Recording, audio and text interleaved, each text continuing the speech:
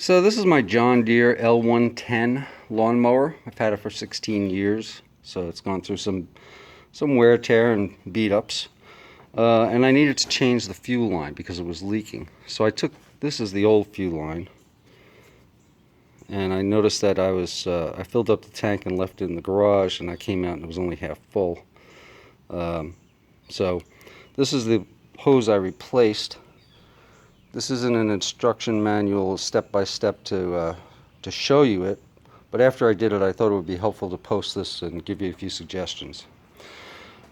So I bought a fuel line. I bought a roll of 25 feet of fuel line, and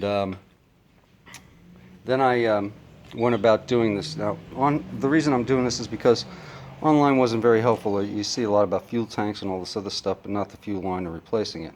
Some of them suggested you drop the fuel tank and everything, but one of the suggestions was to drop the fuel tank and take the tire off. Taking the tire off was a really good suggestion, so I did that.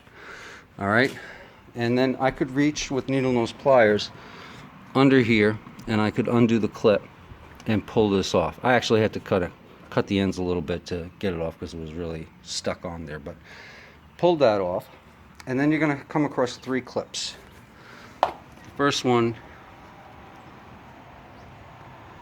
is here behind this piece of the frame.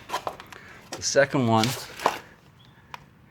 is here underneath the frame, behind the frame there.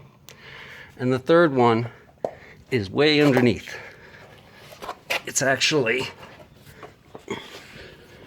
pretty far back under here, and I found that I could reach better with my left hand and get at it, but I really couldn't cut it or anything. There's no room. I wound up yanking on the hose and saying the heck with it, and the clip came out with the hose intact, so I kind of lucked out there. But I don't really think that clip is completely necessary because the hose is going to rest within that on top of that piece of the frame, and then it comes out up here out of this hole.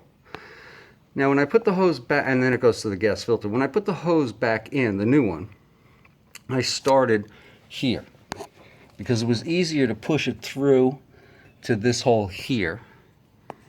And then my son was supposed to grab it with a pair of needle nose pliers, but he accidentally pulled out that little plastic ring around the hole, which actually turned out to be a fortunate accident because it gave the hole more room.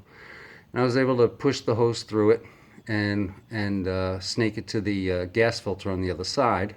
There are no clips between here and the gas filter. I did cut the hose a few inches longer than the original hose, and when I started doing it, I kind of regretted it because I thought maybe I'm not going to really put this thing in as tight as it was before. So give yourself enough room. Fortunately, it worked out for me, but I would give it a little bit more room on the hose.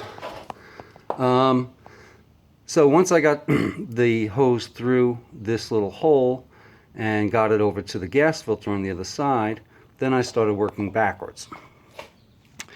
All right, and I guess the trickiest part was after you get it through this part of the frame, and you see it coming out there, making sure that you put it up through the back side of the fuel tank so that it goes into that clip properly. And then I was able to successfully reattach the clips. This one broke, and I used a piece of zip tie, put that through, and tied that off. And the bottom line is the engine started, so I was quite happy with it. So I hope this is helpful. As I said, I do all things by trial and error, so I thought I'd give you some tips after my trials and errors. Good luck.